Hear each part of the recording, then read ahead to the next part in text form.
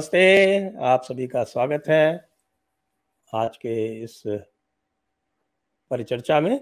और इसमें हम बात करेंगे नीरज अत्री जी से।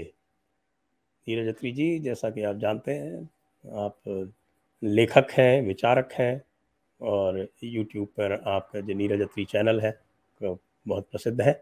नीरज जी, आपका स्वागत है। धन्यवाद संजय जी, बुलाने के लिए बहुत बहुत आभार।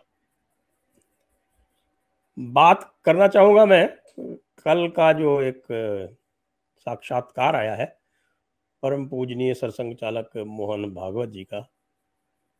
तो उस साक्षात्कार में कई बातें ऐसी हैं जो उनके कुछ दिनों पूर्व के जो वो वक्तव्य दे रहे थे, और जिसमें निश्चित रूप से सनातन धर्मावलंबी जो थे बड़े आवेश में थे, आक्रोश में थे उन वक्तव्यों से।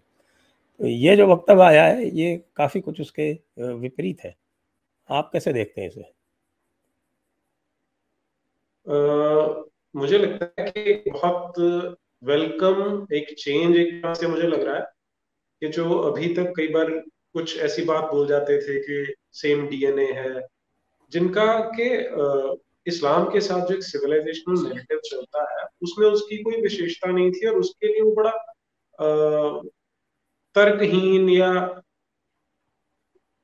विदाउट एनी रेफरेंस लगता। लेकिन इस बार उन्होंने जो बात की है वो एक सकारात्मक पहल है एक तरह से, क्योंकि अभी तक क्या हो रहा है कि एक जो सारा मीडिया था वो तो इमेज क्रिएट करता था कि जो आरएसएस है वो आईएसआईएस के जैसा है। अब ये जो मोहन भागवत जी ने स्टेटमेंट दी है वो दोनों दोनों तरफ से पॉजिटिव मैसेज देती है। एक तो जैसे हम बात करें कि जो सनातन धर्मावलंबी थे उन्हें चिंता होती थी कि इसका अर्थ है कि कहीं ऐसा तो नहीं कि आरएसएस की जो विचारधारा है उसमें ये बात वो समझ ही नहीं पा रहे कि इस्लाम कितनी बड़ी थ्रेट है। तो उसमें उन्होंने कुछ चीजें सकारात्मक बोली हैं इस बार। और दूसरा जो था कि ये जो आरएसएस को नेगेटिव दिखाने के लिए जो लेफ्ट कम्युनिस्ट जो भी ये पंचपकार हैं वो उसमें लगे रहते थे, तो उसको भी तोड़ने में ये जो मोहन भागवत जी का साक्षात्कार है उसमें भी मुझे लगता है कि प्रभावशाली रहेगा अगर इसको ठीक से प्रोपेगेट किया जा सके तो। और जी हाँ जो जी जी। जैसे एक बात उन्होंने कही कि जो बहुत दिनों से मुझे लग रहा है कि आरएसएस जो था वो बच रहा था कहने से, और वो उन्होंने कहा कि भारत हिंदू राष्ट्र है और हिंदू हितों का वाहक है। ये बात उन्होंने बहुत स्पष्ट रूप से इस साक्षात्कार में कही, जो मैंने कई वर्षों से नहीं सुनी थी। हिंदू भाव जो उन्होंने, सबसे बड़ी बात ही ये थी जो उन्होंने, मुझे लगता है कि कल के वक्तव्य में जो बातें बोली हैं उसमें जो हिंदू भाव की बात की ना वो सबसे इम्पोर्टेंट है, क्योंकि हम सब यही कहते हैं कि कभी भी आप इस्लाम जैसी इडियोलॉजी को जो कि पूरी तरह से प्रेडेटरी है, सुप्रीमेसिस्ट, हाँ ये भी अब कमाल की बात उन्होंने बोली कि ये जो सुप्रीमेसिस्ट एटीट्यूड है ये छोड़ना पड़ेगा। अब वो कितना प्रैक्टिकल है वो बात वो हम आगे उस पर बात कर सकते हैं, लेकिन कम से कम इसे एक्नॉलेज करना कि हिंदू भाव जो है वो पूर्णतया भिन्न है जब हम तुलना करते हैं जो इस्लामिक भाव है या जो कुछ मुसलमानों में ये जो सुप्रीमेसिस्ट एटीट्यूड है जिसे आप एएमएम क्लास कहते हैं। तो इस चीज को जो पहचान कर उन्होंने बात की है वो सारे का सारा क्रक्स उसमें उन्होंने एक तरह से प्रेजेंट करने की कोशिश की कि हिंदू भाव तभी तक, जब तक हिंदू भाव है तभी तक यहाँ पर डेमोक्रेसी है, तभी तक यहाँ पर प्लूरलिज्म है, तभी तक यहाँ पर सब प्रकार के लोग रह सकते हैं। पर धीरे धीरे अभी हो क्या रहा है कि हम ज्योग्राफिकली अगर देखें, भौगोलिक रूप से देखें तो हम संकुचित होते जा रहे हैं और जनसंख्या के रूप से संकुचित होते जा रहे हैं। जिस दिन ये हिंदू भाव, अब इस्लाम समाप्त करना चाहते हैं हिंदू भाव को, क्योंकि उनकी अपनी जो एक सुप्रीमेसिस्ट आइडियोलॉजी है उसे स्थापित करना है, तो हिंदू भाव को समाप्त करना। मुझे लगता है कि अगर इसमें वो ये ऐड कर देते कि हमें हिंदू भाव को बचा के रखना है और इसके लिए सकारात्मकता से काम किया जाएगा तो और भी अच्छा होगा। लेकिन फिर भी बहुत अच्छा है, अच्छी पहल है उनकी, उन्होंने जो कहा है उसका दूरगामी प्रभाव हो सकता है। जी हाँ, और उन्होंने मुस्लिमों के बारे में बात करते हुए जो बात कही, वो हम सब लोग जानते हैं और पिछले कई वर्षों से हम लोग लगातार उसकी बात करते रहे। एक बात उसमें आई और वो जो प्रश्न पूछा उसमें प्रफुल्ल केलकर ने, वो ये पूछा कि साहब कि आजकल जो है वो लोग जो है वो बहुत मुखर हो गए हैं। तो उसका जो उन्होंने उत्तर दिया वो बड़ा रोचक था कि 1000 वर्षों से युद्ध लड़ रहे हैं, तो युद्ध में एक प्रकार की आक्रामकता आ जाना अत्यंत स्वाभाविक है। और उन्होंने ये भी कहा कि ये जागृति जो है वो आरएसएस में लाई है ना। यहाँ पर मैं नहीं जानता कि ये जो जागृति आई है वो आरएसएस के कारण आई है या सोशल मीडिया के कारण आई है। हम्म देखिए, प्रमुखता तो हम सोशल मीडिया की ही मानते हैं, क्योंकि आरएसएस में जागृति रही होगी, लेकिन प्लेटफॉर्म नहीं था। प्लेटफॉर्म तो सोशल मीडिया ने प्रोवाइड किया ही किया। अब आरएसएस की जहां तक हम जब बात करते हैं कि आरएसएस ने क्या किया है पिछले 50 60 70 वर्षों में, तो अब कंसिडरिंग द फैक्ट कि सारी जो स्टेट मशीनरी थी वो इनके अगेंस्ट थी, इनको डेमोनाइज किया, और सिर्फ स्टेट मशीनरी नहीं, पूरे का पूरा मीडिया, जिसे हम पूरा एस्टेब्लिशमेंट कहते हैं, वो सारे का सारा इनके अगेंस्ट काम कर रहा था। तो ऐसी परिस्थितियों में काम करना, और स्पेशली जैसे नॉर्थ ईस्ट का एग्जाम्पल लेते हैं जहां पर पूरी तरह से ईसाईकरण हो चुका, वहां पर उन्होंने बहुत अच्छा काम किया, एकल विद्यालयों की स्थापना की, ऐसे बहुत सारे अच्छे काम किए, वनवासी कल्याण आश्रम है। जो जो मुझे लगता है कि कमी रही है वो है जो इंटेलेक्चुअल लेवल पे जो प्रसार करने की आवश्यकता थी, उसमें कहीं ना कहीं लैक किया है। और उस सेंस में देखें तो मोहन भागवत जी का ये जो स्टेटमेंट है उस दिशा में भी एक पॉजिटिव साइन भेजता है कि अब वो शब्दों की जो महत्व है उसे भी समझ रहे हैं, कि अब वो ऐसी कोई बात ना गई जिसे मिसकंस्ट्रू किया जा सके दोनों साइड्स में। सनातन धर्म की को मानने वाले भी जो चाहते हैं कि हमारा देश अच्छे से विकास कर सके, और जब हम ये विकास की बात करते हैं वो केवल मोदी जी वाला भौतिक विकास नहीं है कि सड़कें और बिल्डिंगें तो बन जाएंगी, लेकिन जो यहाँ का जो एक सोशल ईथोस है, अगर वो समाप्त हो जाए तो समाप्त हो गया, जिसको इस्लाम, क्रिश्चियनिटी, कम्युनिज्म, वोकिज्म, ये सारे के सारे जिसे विनाश करने पे तुले हुए हैं, उसे बचाना, उसका विकास करना आवश्यक है। कि जो हमारी ऋषियों मुनियों की परंपरा थी कि यहाँ पर हर किसी को अपने स्वभाव से, अपने एप्टीट्यूड के अनुसार जीने का अधिकार है, वो विकास जो जिसे हम सर्वांगीण विकास कह सकते हैं, वो यदि चाहिए तो उस दिशा में मुझे लगता है कि इन्होंने ठीक बात की है। और लेकिन ये जो इंटेलेक्चुअल फील्ड थी जिसमें अभी तक कमी लग रही है कि आरएसएस ने इस पे उतना अधिक ध्यान शायद नहीं दे पाए, तो अब शायद वो चीजें चेंज हो, आशा तो हम यही कर सकते हैं। जी हाँ, आपको ध्यान है हम कई बार जो है वह आरएसएस के सप्त सिद्धांत ऑब्लिक अष्ट सिद्धांत की बात करते रहते हैं। और उस सप्त सिद्धांत और अष्ट सिद्धांत में जो भी है उसमें इस्लाम के बारे में जो भी इनका चिंतन है वो अत्यंत त्रुटिपूर्ण हम लोगों ने देखा है। और उसमें ये भी कहते थे कि साहब की यदि उनको यह बता दिया जाए कि हम एक ही पिता की संतान हैं, हमारे पूर्वज एक ही थे, तो जो मुसलमान हैं वो मेन मुख्य धारा में आ जाएंगे, और जो सूफी इस्लाम है वो अच्छा इस्लाम है, अच्छा इस्लाम बुरा इस्लाम, इस प्रकार के जो ये करते थे भेद, तो ये कहाँ तक सही थे। और आज जो ये मुस्लिम सुप्रीमिसिज्म की बात करते हैं कि ये सुप्रीमेसिस्ट नैरेटिव जो है वो मुसलमानों का वो एक समस्या है।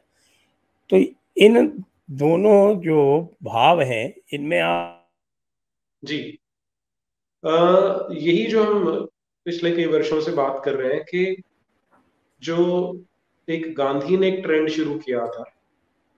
अब आप जब प्रारंभिक दिन देखते हैं ना आरएसएस के, मुझे याद है जब हम छोटे थे तो मुझे पहली बार जो नाथूराम गोडसे के भाई गोपाल गोडसे ने किताब लिखी थी, नी नाथूराम गोडसे बोलते, वो पहली बार मेरे भाई को उसके एक मित्र ने दी थी जो आरएसएस में। तो उस समय इन्हें बड़े क्लियरली पता था कि गांधी किस चीज को रिप्रेजेंट करता है और गांधी के गांधी के पीछे चलने के क्या खतरे हैं। लेकिन अब पिछले 25 30 40 साल में इन्होंने गांधी को भी एक आइकॉन की तरह अडॉप्ट कर लिया। वो हो सकता है कि जो इन पे सोशल प्रेशर था, स्टेट प्रेशर था, उसके चलते, क्योंकि गांधी को अडॉप्ट करना एक इन थिंग जिसे कहते हैं बुद्धिज्म में, वो माना जाता था, तो वही काम इन्होंने भी किया। लेकिन वो एक तरह से फंडामेंटल्स के साथ कॉम्प्रोमाइज था। मतलब मेरा ऐसा मानना है कि बहुत बड़ा कॉम्प्रोमाइज किया गया है। और दूसरा जो आपने बिल्कुल ठीक कहा कि अभी तक इनका जो इस्लाम के प्रति जो विमर्श था वो त्रुटिपूर्ण था, क्योंकि एक क्लेम ये करते थे कि मुसलमान बुरे हैं, इस्लाम अच्छा है, जी जबकि जी बिल्कुल उससे उल्टा है कि इस्लाम मुसीबत की जड़ है, वो प्रॉब्लम है। मुसलमान तो एक बच्चे ने किसके घर में जन्म ले लिया, उसमें बच्चे का तो दोष है ही नहीं। तो मुसलमान अच्छे भी निकलेंगे, बुरे भी निकलेंगे। हर मुसलमान में पूरा पोटेंशियल है कि वो एक अच्छा इंसान बन सके। लेकिन जैसे जैसे वो इस्लाम को ग्रहण करेगा, वो हमारे समाज के खिलाफ चला जाएगा। वो जितनी भी हम वैल्यूज की बात करते हैं, ये जो हम बात कर रहे थे कि इस्लाम के प्रति जो इनका रवैया था, उसमें ये परिवर्तन बहुत अच्छा है कि अब कम से कम वो इस्लामिस्ट सुप्रीमेसी की बात हो रही है, और वही इन्होंने अब इस्लाम की जड़ को पकड़ लिया है कि हर रोज जो 5 बार हमें स्पीकर से सुनने को मिलता है, ला इलाहा इल्लल्लाह, अब इससे बड़ा सुप्रीमेसी दिखाने का, सुप्रीमेसिस्ट विचारधारा का कोई कोई सिंबल हो ही नहीं सकता। तो इसको एक्सेप्ट करना कि ये मुसीबत की जड़ है, वो मुझे लगता है कि सबसे बड़ा टेक अवे है मोहन भागवत जी की ये जो साक्षात्कार है उसमें से। और अगर अब विमर्श पर चला जाएगा, तो जो ये समस्या हमारे सामने आ रही थी, जो पूरे पूरे देश के सामने, पूरे समाज के सामने मुंह आई खड़ी है, उसका प्रतिकार तभी हो पाएगा। जी। तो इसमें और भी उन्होंने जो इसके जो है थोड़ा मैं उसके ऊपर और स्ट्रेस दूंगा, एम्फेसिस दूंगा। और वो एम्फेसिस ये है कि उन्होंने एक बात और भी कही कि मुसलमान यदि चाहे तो यहाँ मुसलमान की तरह रह सकता है, और चाहे तो वो अपने पूर्वजों के धर्म में वापस आ सकता है।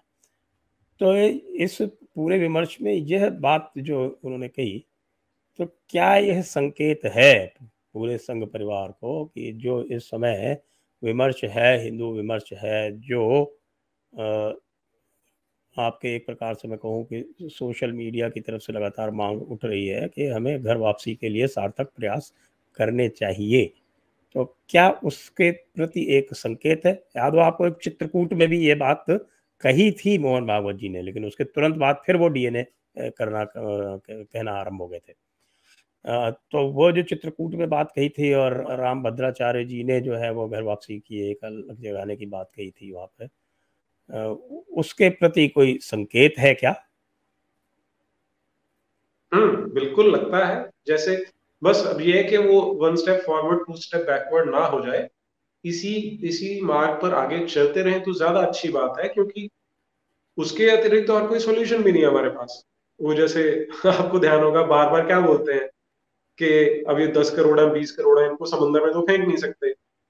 सो ये वन लाइनर सुनने में तो अच्छा लगता है, लेकिन है बिल्कुल है बिल्कुल मूर्खतापूर्ण है कि किसी ने कहा ही समुंदर नहीं में कि फेंकने समझदारी से। समुंदर में फेंकने के अतिरिक्त भी बहुत सारे उपाय हैं। Exactly exactly. तो अब ये वक्तव्य इनका अच्छा है, और मुझे लगता है कि इस दिशा में ही काम करना चाहिए। जो वो ऐसा है ना, जो फिर भी वो भाषा की एक मर्यादा शायद रख के बोलते हैं, जैसा वो कह रहे हैं कि कुछ लोग अति कर जाते हैं, तो वो अपने आप को बीच में रखना चाहते हैं कि ना हम ज्यादा एक्सट्रीमिस्ट बनते हैं, ना एग्रेसिव बनते हैं, ना ही ज्यादा डिफेंसिव बनते हैं। तो शायद वो एक मिडल मिडल पोजीशन लेने का प्रयास कर रहे हैं। लेकिन अच्छा है, कम से कम इसको जब तक एक्सेप्ट करते रहेंगे और इस मैसेज को मुस्लिम कम्युनिटी तक भी पहुंचाएं। मुझे ऐसा लगता है कि क्योंकि इतनी इतनी ज्यादा पेनिट्रेशन हो चुकी है इस्लाम की, तो ये भी कहीं ना कहीं घबराते हैं कि हमारी स्टेटमेंट को कहीं पर मिसरिप्रेजेंट किया जा सकता है, मिसकोट किया जा सकता है, होता भी है। तो इसलिए वो शायद ज्यादा संभल के बोल रहे हैं कि जो आना चाहे वो आ सकते हैं, जो रहना चाहे रह सकते हैं। क्योंकि अगर रहना चाहे तो फिर तो समस्या वैसी की वैसी खड़ी रहेगी। वो अपनी जनसंख्या बढ़ाते रहेंगे, डेमोक्रेसी को, डेमोक्रेटिक इंस्टीट्यूशंस यूज करके सबवर्ट करते रहेंगे, जैसा कि आज तक का उनका रिकॉर्ड है। और एक बार वो क्रिटिकल मास पे पहुंच जाते हैं, जो उनकी गेम प्लान है, जो सबको दिखाई दे कि उनका गेम प्लान यही है कि बढ़ते जाओ, क्रिटिकल मास क्रिएट करो, जब तक डेमोक्रेसी है, मीडिया है, उसका उपयोग करो। और एक बार क्रिटिकल मास एक्वायर हो गया तो इस डेमोक्रेसी को ही सबवर्ट करके यहाँ पर शरिया स्थापित। तो ये अवेकनिंग अगर संघ जैसे इतने बड़े संस्थान में आ जाए कि वो ये काम कर रहे हैं, तो मुझे लगता है कि बहुत जल्दी हम वो परिवर्तन देख सकते हैं जो हम आशा करते हैं कि आना चाहिए। जी हाँ, जब ये नैरेटिव चलता है ना कि क्या हम उनको अरब सागर में डाल देंगे, तब ये भूल जाते हैं कि जो हिंदू समाज है वो इस बात की मांग कर ही नहीं रहा। वो तो केवल यह कह रहा है कि आप जो है ये विशेषाधिकार, ये वीटो, ये प्रिविलेजेस, ये एक्सेस कंसेशंस, ये जो सारे आपने दे रखे हैं, जो कि एक प्रकार से इंसेंटिव है, न केवल ये इंसेंटिव है कि आप मुस्लिम बने रहें, बल्कि उल्टे जो है वो कई बार हिंदुओं के लिए, विशेषकर जो हिंदुओं में जो दलित समाज है या इस तरह के जो वल्नरेबल ग्रुप्स हैं, उनके लिए आप एक तरह से एक बाधा क्रिएट कर रहे हैं कि वे हिंदू धर्म में बने रह पाए। तो हम तो ये मांग कर रहे हैं कि भाई इक्वल राइट्स, आप जो है वो बराबरी से सबको ट्रीट करें। आप स्पेशल दर्जा मत दें किसी को। हम अपने लिए स्पेशल दर्जा नहीं मांग रहे, लेकिन जो सरदार पटेल ने कॉन्स्टिट्यूएंट असेंबली में कहा था कि भाई आप यदि इतने संगठित हैं या आप एक 24-25% होते हुए आप एक नए देश का निर्माण करवा सकते हैं, तो फिर किस चीज के आप माइनॉरिटी राइट्स मांग रहे हैं? कौन सी कमजोर माइनॉरिटी, कौन सी पिछड़ी हुई माइनॉरिटी, किस चीज की बात कर रहे हैं? जी हाँ, क्योंकि ऐसा है ना, हम और आप क्या मांग करते हैं, मैं उनको दो चीजों में समराइज करता हूँ, नेचुरल जस्टिस और सच।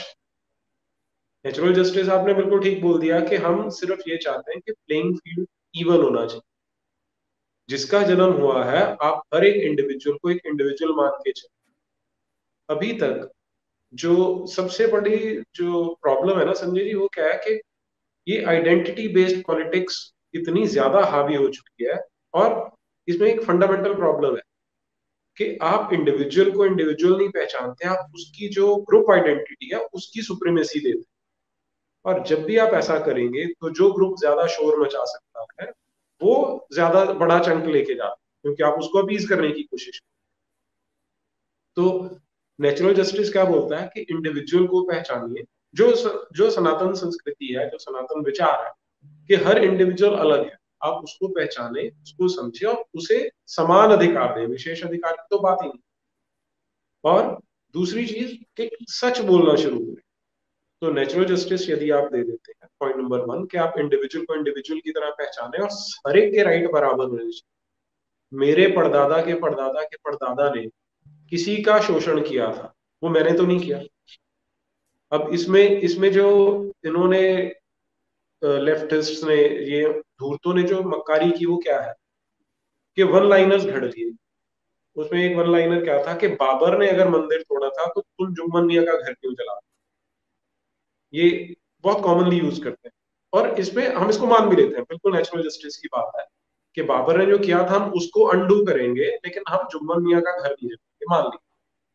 लेकिन उसके साथ ही अगर मिश्रा जी ने किसी के ऊपर कष्ट, मिश्रा जी के परदादा ने किसी पे कुछ किया था, कुछ अगर किया था, तो आज की डेट में आप मिश्रा जी को दंडित नहीं ना कर सकते। तो एक तो ये आ जाता है कि आप इंडिविजुअल को पहचानना सीखें और उसको इंडिविजुअल राइट देना सीखें। दूसरा है कि आप सच बोलना शुरू करें, जो अब जो मोहन भागवत जी का जो वक्तव्य है उसमें वो दिखाई देता है कि आपने ये पहचान लिया कि मुस्लिम सुप्रीमेसिस्ट एटीट्यूड जो है वो सबसे बड़ी मुसीबत है। और इसमें भी मैं शब्द को थोड़ा सा चेंज करना चाहूंगा, जो इस्लामिस्ट सुप्रीमेसी है उस पर ध्यान देने की आवश्यकता है।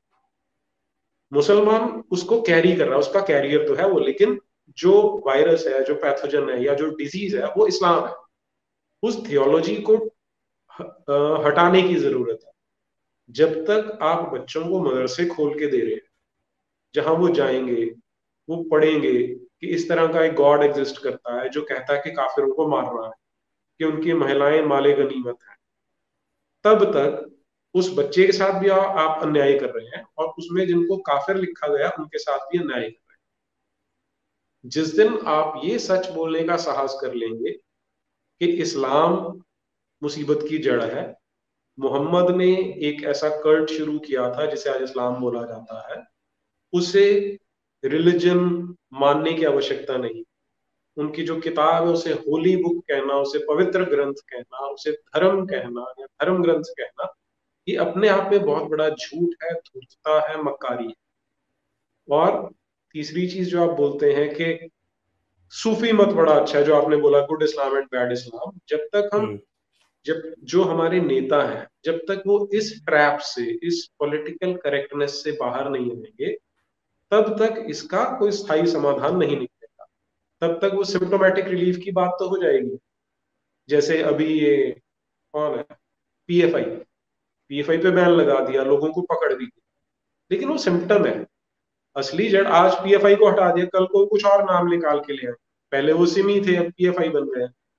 तो ये पॉलिटिकल करेक्टनेस की ओर मोहन भागवत जी का कदम जो है बहुत सराहनीय है, कि उन्होंने मुस्लिम सुप्रीमेसी को पहचाना। बस उसे इस्लामिक सुप्रीमेसी बोलना शुरू कर देंगे तो एक स्टेप और क्लोज आ जाएंगे। दूसरा जो उन्होंने ये पहले भी कहते रहे, दूसरा पार्ट तो ठीक है उनका, वो शुरू से था कि हिंदू भाव जो है उसका सम्मान करना सीखें, और जब तक हिंदू भाव है तभी तक यहाँ पर सारी जो ये अलग अलग संस्कृतियां फलेंगी फूलेंगी। और आजकल के जितने बज़वर्ड्स हैं, वो प्लूरलिज्म है, मल्टीकल्चरलिज्म है, इंक्लूसिवनेस है, वो केवल तभी तक है जब तक ये हिंदू भाव स्थायी है। और इसमें भी मैं तो एक स्टेप और आगे जाना चाहूंगा कि एक बार अखंड भारत की बात भी की थी पिछले कुछ कुछ महीनों में, आपको ध्यान होगा संजय जी। जी हाँ, जी हाँ, जी हाँ। हाँ, कि अगर उसे हम रियलाइज करना चाहते हैं कि हमने अखंड भारत को बनाना है, तो ये हिंदू भाव का प्रसार हमें इस देश की सीमा में ही, उस सीमा के पार भी जाके करना पड़े। और तभी हम ये जो जो एक तरह से मैं बोलता हूँ दो लेग्स हैं, एक हिंदू भाव की स्थापना, एक इस्लामिक सुप्रीमेसी को इरेडिकेट करना, दोनों को उन्होंने एड्रेस कर दिया है। अब उसके लिए काम करने की आवश्यकता रहेगी कि अगर उसको हम अपनी जो आज का भारत है उसकी सीमाओं के अंदर भी और उनके बाहर भी, जिसे हम बृहत भारत, अखंड भारत, कुछ भी नाम दे दें, यदि हम उस पे जाना चाहते हैं तो ये बहुत अच्छा सकारात्मक एक संकेत है मोहन भागवत जी का। इसे और आगे बढ़ाएंगे तो बहुत अच्छा रहेगा। एक और जो उन्होंने विशेष बात कही, जिसकी ओर आपका ध्यान निश्चित गया होगा, और वो ये है कि उन्होंने हिंदुओं में जो एक आक्रामकता आई है, जो कि उन्होंने कहा कि वो जागरण के कारण आई है, और 1000 वर्ष से जो युद्ध लड़ रहे हैं तो आक्रामकता आनी स्वाभाविक है, ऐसे कह के उसको जो है वो तर्कपूर्ण बनाने का उन्होंने प्रयास किया। और साथ में श्री राम मंदिर और जय श्री राम के जो उद्घोष है, उसका भी उन्होंने एक प्रकार से उसको तार्किक समाधान देने का प्रयास किया। ये जो कुछ दिनों में पहले कि हर मंदिर में शिवलिंग क्यों खोजना है और हमें और नहीं चाहिए, हम तो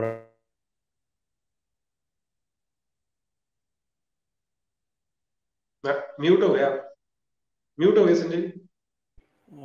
हेलो हेलो, हाँ आ रही है आवाज। जी। तो हाँ जो जी। ये काशी और मथुरा हमारे एजेंडे पे नहीं है, इत्यादि इत्यादि जो बातें कह रहे थे, उससे आपको क्या दिखता है कि कोई मूवमेंट अवे है, या कि एक प्रकार से बात समेटने का प्रयास है? उसके लिए तो मुझे लगता है हमें वो वेट एंड वॉच पॉलिसी अपनानी पड़ेगी, क्योंकि जो इन्होंने जय श्री राम के बारे में बात की कि वो एक सकारात्मक स्लोगन है, तो बहुत अच्छा किया इन्होंने। और मुझे लगता है कि इसी तरह अगर फ्रंट फुट पे बैटिंग करेंगे तो अच्छा रहेगा। जी हाँ, खासतौर से दूसरी जब राहुल चीज गांधी जय जय श्री राम और जय सिया राम में भेद करते घूम रहे हो। बिल्कुल ठीक बात है।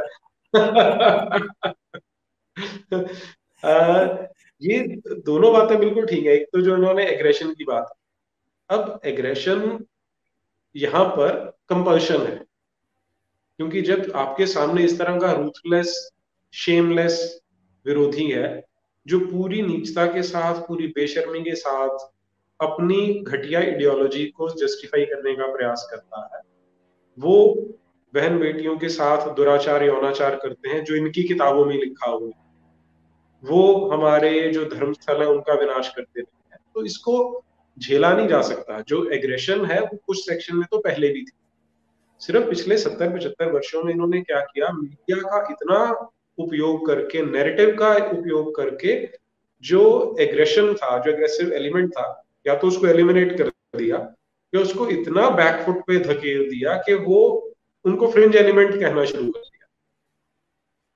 और इसको ये जो स्वीकार्यता दी है इन्होंने, मोहन भागवत जी ने, मैं तो उसे स्वीकार्यता ही मानता हूँ कि अगर आप किसी भी समाज को पुश कर रहे हो 1000 वर्ष तक, तो उसमें एग्रेशन आएगा ही आएगा। तो ये बहुत अच्छा एक वेलकम चेंज है। वो फिर से वही बात कि फ्रंट फुट पे आके बैटिंग की है। अब ऐसा अगर कंटिन्यू रखेंगे तो बहुत अच्छा है। बस ये ना हो कि आज से महीने 2 महीने बाद हमें फिर से चर्चा करनी पड़े कि डीएनए सेम है या हमने नहीं खोजने हैं, शिवलिंग नहीं खोजने हैं, क्योंकि वास्तविकता या तो किसी यही है कि सूफी जो सम्मेलन पूरा, में चले जाएं। नहीं जाए, जाने में कोई आपत्ति नहीं, जाना चाहिए, क्योंकि वो जो मीडिया का नैरेटिव है वो इनको सदा ही बैकफुट पे पुश करता रहा है। तो मैं तो कहता हूँ बड़ा अच्छा है कि जितना ये जाएंगे नहीं तो लेकिन जाके उतना। बात तो बोले ना, सही बात तो बोले कि भाई ये यहाँ जितना हाँ भी एग्जैक्टली, सूफियों ने जो किया है उसका सत्य क्या है, वो सत्य बोलने का साहस तो होना चाहिए। बिल्कुल ठीक बात है। वही मैं कह रहा था कि जाए जरूर, जो डायलॉग है उसे बंद ना करें, उनको वेलकम करें कि आओ हमसे बात करो। और अगर तुम्हें लगता है कि कोई भी स्टैंड ऑफ इस्लाम वैलिड है तो हमारे साथ आके बैठ के चर्चा कर सकते हो, जो हमारे देश की जो परंपरा है।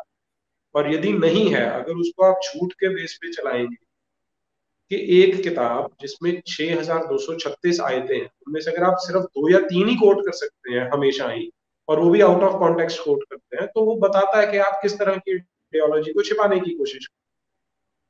तो मैं तो चाहूंगा कि जाएं, जहां पर इस्लामिक मंच मिलता है वहां पे जाएं, लेकिन साथ ही साथ जो अभी 2 बातें, नेचुरल जस्टिस और सच, इन 2 का दामन पकड़ के, इन दोनों को नहीं, उसके अनुरूप बातें करेंगे तो अब मोहन भागवत जी ऐसे स्तर पर हैं कि उसका जो दूरगामी प्रभाव होंगे वो बहुत जल्दी, बहुत शीघ्रता से परिणाम देंगे, तो उन्हें जाना चाहिए, मैं तो कहूंगा, लेकिन सच के साथ और जो प्रिंसिपल ऑफ नेचुरल जस्टिस है उनके साथ, बस ये ध्यान रखें। जी हाँ, प्रोग्रेसिवनेस का भी तड़का लगाया उन्होंने, और LGBTQ के बारे में भी जो दिया, वैसे तो वो हमारी उसमें परंपरा है ही। नहीं, उसमें उसमें थोड़ा सा कई बार ना ओवरबोर्ड चले जाते हैं, और उसमें ये जो वोकिज्म है वो वहां पे सफल भी होता है, पर वो अंडरस्टैंडेबल है। वही बात है कि संघ को इतना पुश किया गया, जिसे बोलते हैं पुशिंग टू द वॉल करके रखा, तो कई चीजें फिर वो आत्मसात कर ली जाती। अब हमारा जो सनातन समाज है उसने कभी भी किसी को बहिष्कृत नहीं, हम पढ़ते हैं अपने जो इतिहास ग्रंथ है, शिखंडी है, वो इस तरह के विषय हम पढ़ते हैं, लेकिन हमने बहिष्कृत नहीं किया तो उनका महिमा मंडन भी नहीं किया। हम उनको स्वीकार कर सकते हैं, लेकिन साथ ही साथ उसके जो अंडरलाइन कॉजेज है उनको आइडेंटिफाई करके उनको भी समझना पड़ेगा कि कितना नेचुरल है और क्या उसमें कोई सुधार लाया जा सकता है। अगर हम उसको महिमा मंडित किए बिना केवल स्वीकार कर लेते हैं और साथ में ये भी समझते हैं कि यहाँ पर कुछ काम करने की आवश्यकता है, तो उसे ठीक माना जा सकता है। नहीं तो वो एक तरह से फिर वोकिज्म सफल हो जाता है, उनको एक स्टेप मिल जाता है तो फिर वो उसको उसको अपना सक्सेस मान के चिल्लाना शुरू कर देते हैं। तो मुझे लगता है यहाँ पर थोड़ा सा संभल के, थोड़ा सा अपने आप को रोक के बात करें तो ज्यादा अच्छा। हाँ जी हाँ, वो LGBTQ को, जैसे आजकल वो गे प्राइड परेड्स होती हैं, उसमें उसको न केवल महिमा मंडित बल्कि उसको ऐसा दिखाने का प्रयास किया जाता है कि जैसे वही असली नॉर्म है और बाकी सब जो है वो अननेचुरल है। एग्जैक्टली, वही मैं कह रहा था कि ये जो थिन लाइन है, अब तो थिन भी कहा, तो ये बहुत थिक लाइन बन चुकी है और कि मुझे ध्यान है कि कुछ वर्ष पहले दत्तात्रेय होसबले जी ने भी ऐसी बात की थी। तो ठीक है, वो उनका समझ में आता है कि उनको रिग्रेसिव दिखाया जाता है, और एलजीबीटीक्यू को क्योंकि हाईजैक कर रखा है ऐसी फोर्सेस ने जो एंटी हिंदू हैं, और एंटी हिंदू है तो बाय एक्सटेंशन एंटी संघ वो हो ही जाती है, तो इसलिए वो संघ का यूफेमिज्म यूज करके ऐसा दिखाते हैं कि पूरा सनातन धर्म रिग्रेसिव है, ये एलजीबीटी को एक्सेप्ट नहीं करता है, and LGBT is the in thing. तो इसलिए उस वो प्रेशर विथस्टैंड करना सबके लिए आसान नहीं होता, तो संभवतः उसी कारण कुछ लोग ऐसे स्टेटमेंट्स दे भी देते हैं। यहाँ पर थोड़ा यदि ये समझ के चलेंगे, जो नुआंसेस है उनको समझ के बात रखेंगे तो अच्छा रहेगा। जी हाँ, क्योंकि जो मुस्लिम संप्रदाय है, जो इस्लाम है, उसमें तो एलजीबीटी की सजा मौत है। हाँ, वो सामने सामने दिखाते हैं कि उठा उठा के ऊपर से फेंक रहे हैं वो गेज को और लेस्बियंस को, लेकिन जो हमारे देश में एलजीबीटी क्यू मूवमेंट चलती है उसमें आप देखें, प्लेकार्ड देखिए जरा, उसमें हिंदुत्व का विरोध तो करेंगे वो गधे, लेकिन इस्लाम की बात नहीं करते। वो अपने आप में इंडिकेशन है, वो गिव अवे है कि ये किस तरह से हाईजैक किया गया है, और उसका एक्चुअल उद्देश्य सनातन धर्म को मलाइन करना ही है, इस्लाम को बचा। फैक्ट्स के साथ चलेंगे तो बिल्कुल स्पष्ट है कि ये जो एलजीबीटी कम्युनिटी है, ये सनातन धर्म में कोएग्जिस्ट कर सकती है, इस्लाम में कोएग्जिस्ट ही नहीं कर सकती। जी हाँ, ये उसी प्रकार है जिस प्रकार से पेट्रियार्की की बात करेंगे तब कभी इस्लामिक पेट्रियार्की की बात नहीं होगी, जबकि असली पेट्रियार्की वही है। बिल्कुल ठीक है।